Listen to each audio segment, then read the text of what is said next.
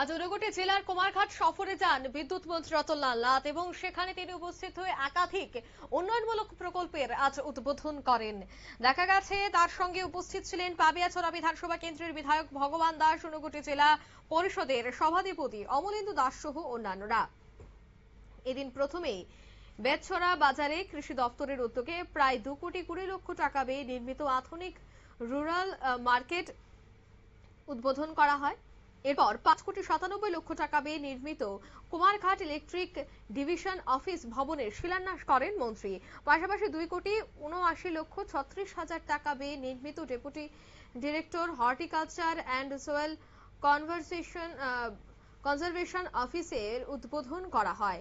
এই তিনটি প্রকল্প এলাকায় অবকাঠামোগত উন্নয়ন এবং সেবাকে আরো শক্তিশালী করবে বলেই দাবি। তবে আজকের এই অনুষ্ঠান থেকে কি বলছেন মন্ত্রী রতনলাল নাথ শোনাবো।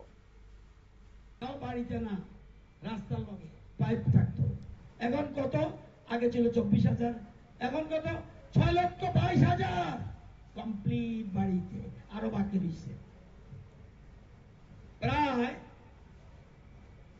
কোন বাড়িতে না খাইয়া মরে এর মাসেরই পত্রিকা করলেও তো হইতো না। আমরাও তো রাস্তাঘাট চিনি, কোন পত্রিকাতে কম পাড়া চিনি না।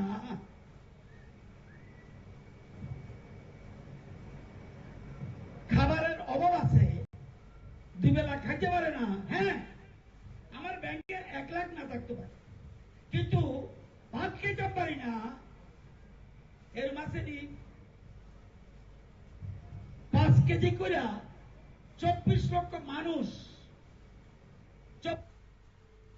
আপনারা শুনলেন মন্ত্রীর বক্তব্য। এদিন খাদ্য, বাসস্থান সহ আরো বিভিন্ন বিষয় নিয়ে কিন্তু মন্ত্রী কথা বলেন যে কতটা আগের থেকে এখন আর্থিক দিক থেকে মানুষ স্বাবলম্বী হচ্ছে এবং কতজনের কাছে কি রয়েছে সে বিষয়টা নিয়ে আলোচনা করেন। অন্যদিকে যে নতুন ভবনগুলি তার উদ্বোধন কিন্তু করা হয়েছে। এরপর দেখা গেছে 5,97,00,000 টাকা ব্যয়ে নির্মিত কুমারঘাট ইলেকট্রিক ডিভিশন অফিস ভবনের শিলান্যাসও কিন্তু করেন মন্ত্রী। অন্যদিকে পাবিয়াছড়া বিধানসভা কেন্দ্রের বিধায়ক ভগবান দাস তিনি কি বলছেন শোনাবো।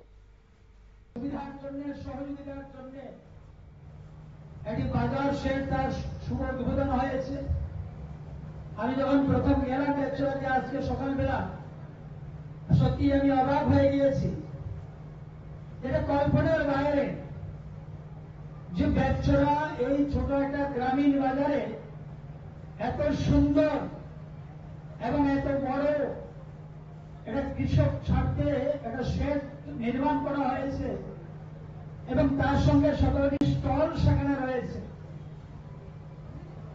তো এই যে বিষয়গুলা যে আজকে আমাদের বেতছড়াকে কেন্দ্র আপনারা শুনলেন, অর্থাৎ যে স্টল নির্মাণ করা হয়েছে এবং যাতে আগামী দিনে দোকানদাররা দোকান নিয়ে বসবেন সে বিষয়টা কতটা যে সুবিধাজনক সে বিষয়টা নিয়েও আলোচনা করেন বিধায়ক। অন্যদিকে আজকের এই অনুষ্ঠান থেকে উপস্থিতি প্রত্যেকের মধ্যেই কিন্তু বেশ লক্ষণীয় ছিল। প্রত্যেকে উৎসাহের সাথে এই উদ্বোধনী অনুষ্ঠানে যোগদান করেন।